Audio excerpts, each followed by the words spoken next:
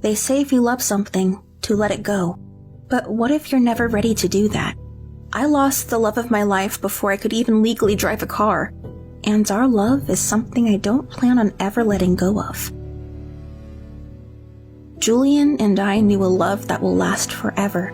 If I never love again, I'll at least know that at one time, I had a taste of something so extraordinary, so rare and so pure that I don't dare entertain the thought that I'll ever experience such a love again. And I'm grateful for that. I was 19 when I decided I wanted to try dating again. I was so nervous about meeting people in person that I downloaded Tinder and resolved to try my luck on the online meat market. My very first match was with Julian. I was instantly drawn to him and his kind, hazel eyes. Before I had a chance to message him, he'd already messaged me. Julian and I quickly bonded over our mutual love of German Shepherds, and I extended an invitation for him to come and meet mine. I think I was considerably more excited than Arthur, my grumpy old German Shepherd, was.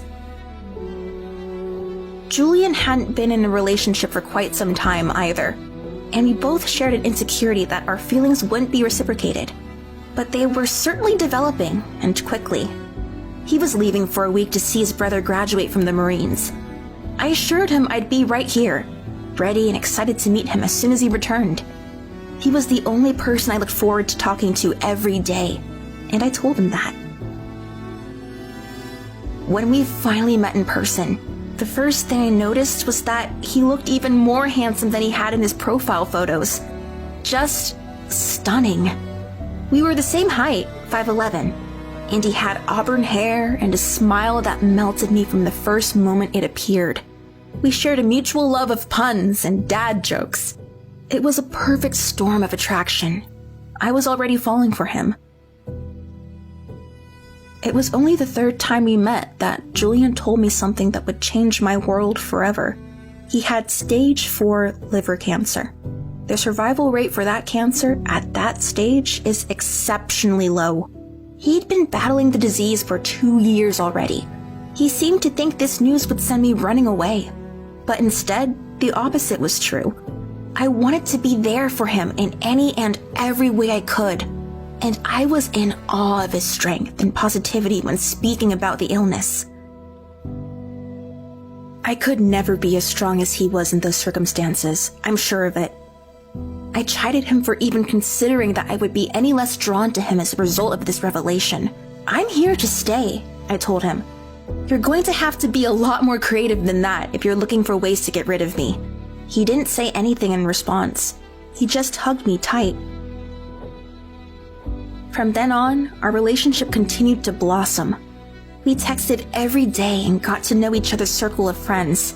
By the time I accompanied him to his last immunotherapy treatment, I was head over heels in love with him. Just as he'd messaged me on Tinder, right as I was about to message him, he beat me to the punch once more and told me that he had fallen deeply in love with me. Less than a week after finally being released from the hospital, Julian suffered a heart attack and was admitted to the hospital once more. As much of a blow as this was, it was during this time that we grew inseparable, as I did everything I could to distract him from the horrible reality that he was forced to endure. We didn't take a single moment together for granted. Soon after his next discharge from the hospital, one of his tumors began to grow. I remember the doctor's voice shaking as he said, "I don't think there's anything more that we can do." Julian was released with hospice care in April, and I moved in with him and his family, determined to make him feel as cared for and comfortable as I possibly could. The side effects from the immunotherapy were devastating. His kidneys weren't working, and he needed to undergo dialysis and testing. He was in the hospital for 3 weeks as his testing team struggled to get the situation under control. I was with him day and night, to the point that I knew I was getting on some of the nurses' nerves. It was on Easter Sunday that Julian told me he wanted to marry me. It wasn't so much a proposal, it was just understood that with the time we had, that this was the most natural step to take. It was the most bittersweet feeling I'd ever known, or have known since. I told him I'd stay by his side for as long as he would have me. In the days that followed, Julian's health deteriorated. We moved the wedding date to that Saturday. The whole community came together in the most amazing way to help and support us. One of our neighbors even donated her wedding dress, and it fit perfectly. We had the ceremony outside on a clear and sunny day in a beautiful gazebo, surrounded by friends and family. As we were declared man and wife, it crossed my mind that this could be our last kiss. It was.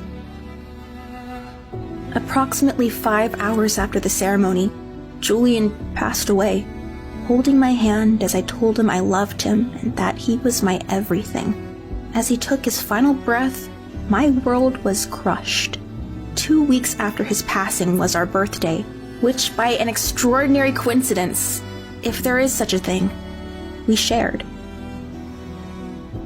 You don't get over a love like ours, and to me, the very idea of doing so is absurd. I still talk to my husband Julian every day. Of course, I can't hear him when he answers me, but I like to think that on the rare occasions that I experience peace or tranquility, that's him speaking to me through my heart. I've tried my best here, but I'll never be able to find the right mix of words to convey the depth of my love for Julian, because it goes so far beyond words. It's a feeling that could only be written with stars.